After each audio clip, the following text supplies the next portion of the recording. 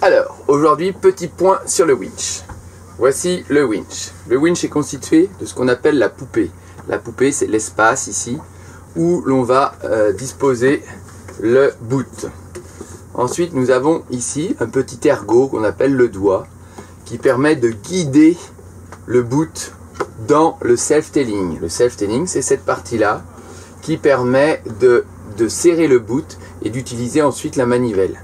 La manivelle, que voilà, la manivelle constituée d'un manche et d'un embout étoilé.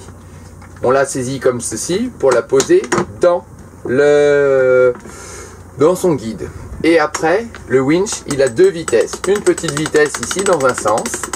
Voilà, on peut l'utiliser comme ça. Alors souvent on l'utilise sur la fin d'un mouvement ou quand ça commence à être très difficile, on n'a plus beaucoup de force.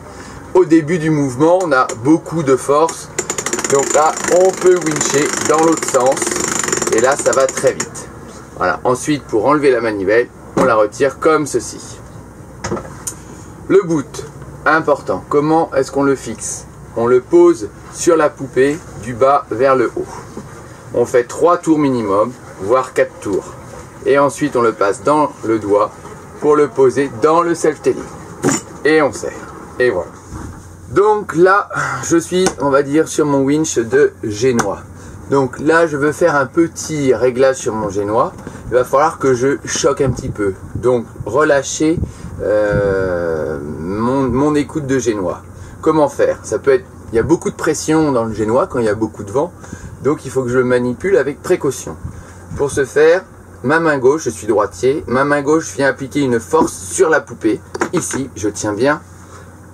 Ma main droite vient au niveau du doigt ici, la paume, le tranchant de la main comme ceci et non pas comme ceci parce que là les doigts ils peuvent s'engouffrer dans les boots et ça peut faire très mal.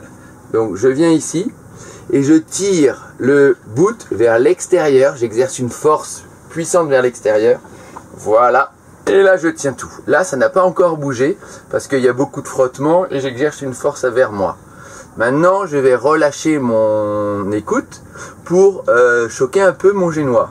Donc là, je vais relâcher un peu la pression que j'ai dans la main droite et avec la main gauche, faire glisser le boot. Là, il va y avoir une traction exercée sur l'écoute. Donc ça va partir doucement et je le gère comme ceci. Je regarde mon génois et je gère, je choque jusqu'à ce que je sois satisfait de mon réglage. Et ensuite, je repose dans le self-tailing.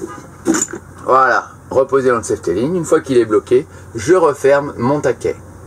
Et voilà comment on utilise le winch sans se faire mal.